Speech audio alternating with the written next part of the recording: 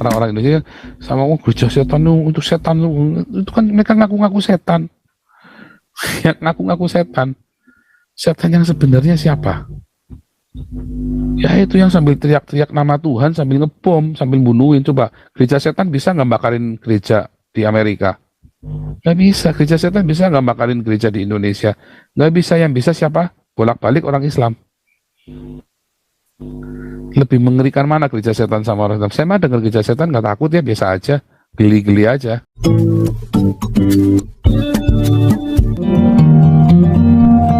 Ya kan? Satu lagi Pastor, Ya. ini saya ingin berpendapat aja mengenai tema ini antikris kan. Kadang ini dari para tokoh-tokoh Kristen sendiri itu banyak yang menafsirkan itu tidak sesuai dengan Alkitab yang tertulis.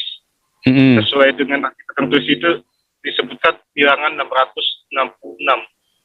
Mereka mempersingkat jadi 666 saja. Jadi banyak yang menganggap angka 6 itu angka setan, angka 6 itu angka antikris. Itu aja Pastor. Iya, itulah masalahnya. Itulah masalahnya sekarang ini. Jadi kita terjebak di dalam itu tadi angka 666. Di Belgia itu ada gedung 666 gitu ya. Terus ada orang pakai plat mobil 666 dengan bangganya. Ya nggak apa-apa. Oh itu pendukung antikris, nggak apa-apa. Terus ada satu lagi sebentar ya. Gereja setan. Nah, Anda tahu nggak gereja setan itu? Apakah itu antikristus? Gereja setan itu memang mereka menolak Yesus Kristus, tetapi masih kalah dengan Islam. Gereja setan ini hanya orang sakit jiwa yang kumpul. Ya, dampaknya apa coba gereja setan? Rusaknya apa? Islam lebih merusak daripada gereja setan loh. Apa yang dirusak oleh Islam itu lebih mengerikan daripada gereja setan loh. Anda ngamatin nggak? Ya kan?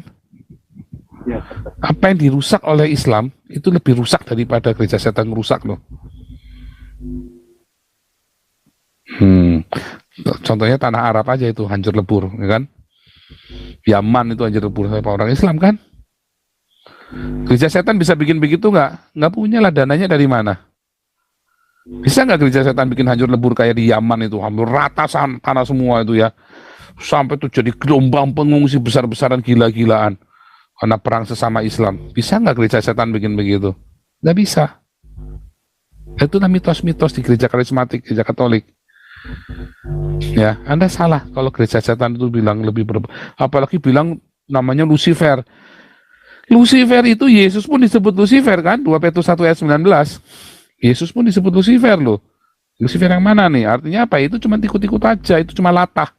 Itu cuma ada sekumpulan orang gila, orang lebay, kumpul jadi satu. Wah, akulah gereja setan. Wah, aku mereka bikin struktur sendiri. Mereka istilahnya cari perhatian. Apakah gereja setan melanggar hukum di Amerika? Enggak loh. Kalau melanggar hukum pasti dilarang. Ya kan? Artinya nggak mungkin mereka membunuh manusia, nggak boleh, pasti melarang. Gereja setan yang dilakukan apa? Bunuh binatang. Ya kan? Cuma menghujat biasanya. Ya kalau menghujat, saya aja pernah menghujat Tuhan Yesus kok. Orang Islam menghujat Tuhan Yesus kayak apa coba? Ya kan? Bedanya apa coba? Nah itu. Jadi Anda sudah dipola ya orang-orang Indonesia sama gereja setan untuk setan itu kan mereka ngaku-ngaku setan. Yang ngaku-ngaku setan. Setan yang sebenarnya siapa?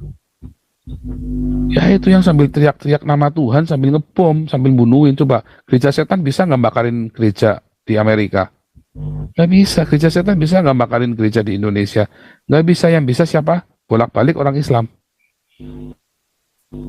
Lebih mengerikan mana gereja setan sama orang Islam? Saya mah dengar gereja setan nggak takut ya, biasa aja. Geli-geli aja. Kalau dengar Islam gitu, Allahu Akbar, itu rasanya nggak karu-karuan itu ya. Begitu ada orang azan itu ya, di Apeldoorn itu kan ada orang azan itu kan di dekatnya terminal itu kan. Itu tuh rasanya aduh. Tuhan Yesus tolong. Untung rumah saya itu jauh dari yang Allahu Akbar itu ya. Kalau ada, wah saya bisa trauma itu. Bisa langsung gitu. Ya, itu aja Pastor. Terima Ya, kasih karena jadi hati-hati. Ini ada lisoy-lisoy nih, sekalian nih lisoy-lisoy. Sekali lagi terakhir ya. Nanti yang lain habis ini ya, habis Firman lisoy-lisoy silakan. Salam Pak Paul. Shalom Kak Lisoy. Berat Pak, menurut pendapat Pak Paul sejauh ini yang hingga sekarang yang kelompok yang antikris itu yang mana? Islam lah. Antikris itu yang mana Pak Paul? Islam. Oh. Oke, thank you Islam, Pak Paul. Nah, nanti kita bahas kalian ya. Sebentar, saya sambil. Oke, ini satu lagi deh. Ini sambil saya persiapkan nih. Satu lagi, ada satu yang saya lupa siapkan ayatnya. Silakan Pak Dibyo.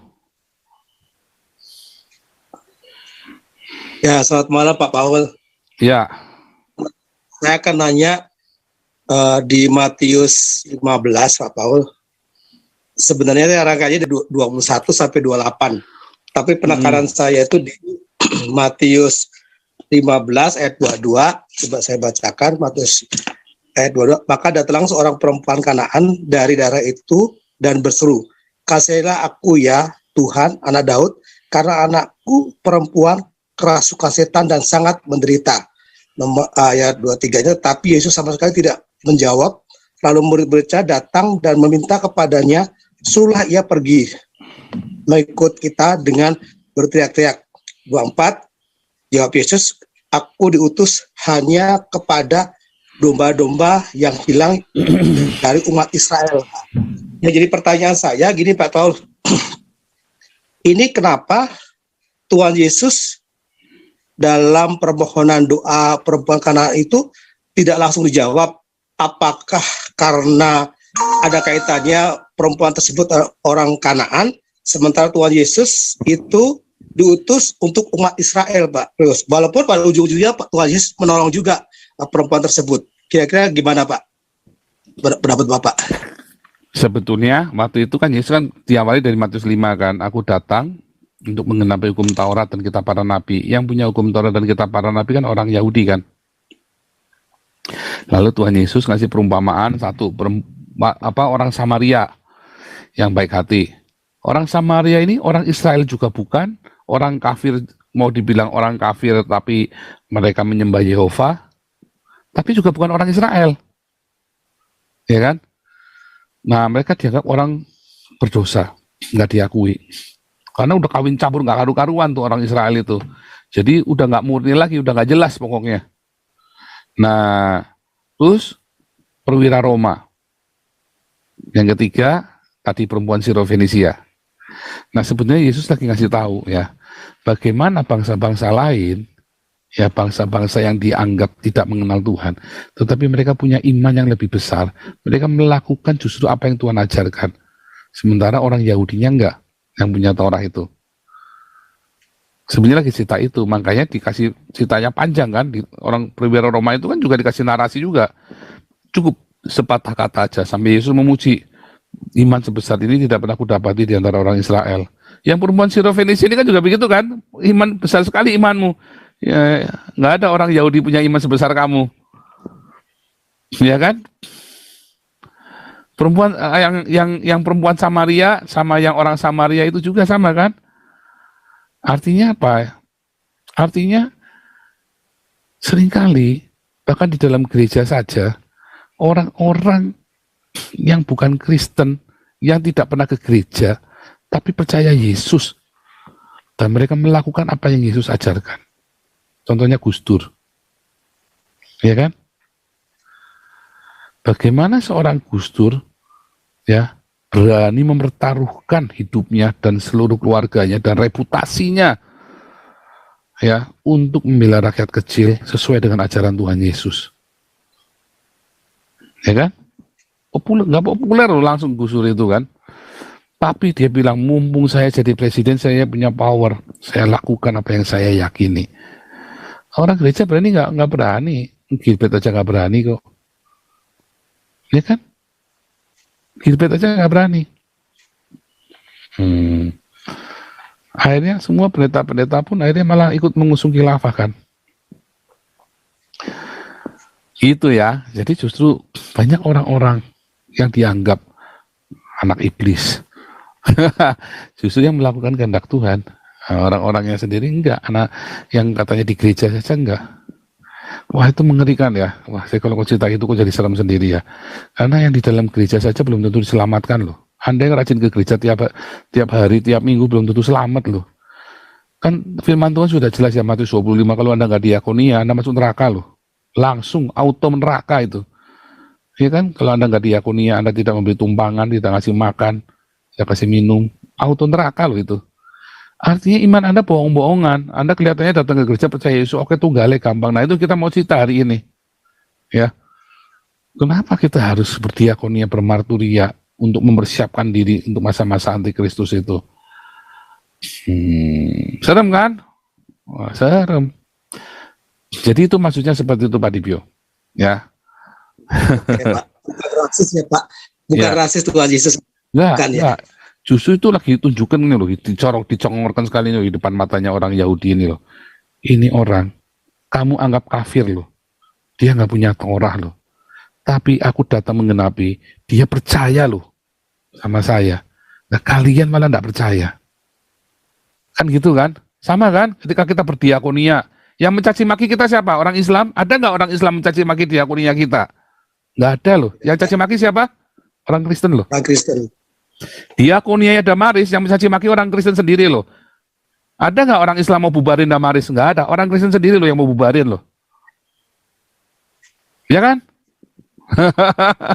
Serem. Saya nggak main-main. Itu terjadi ya. Orang Kristen sendiri loh. Saya waktu penginjilan SMP, yang nggak suka siapa? Pendeta loh. Saya disidang loh.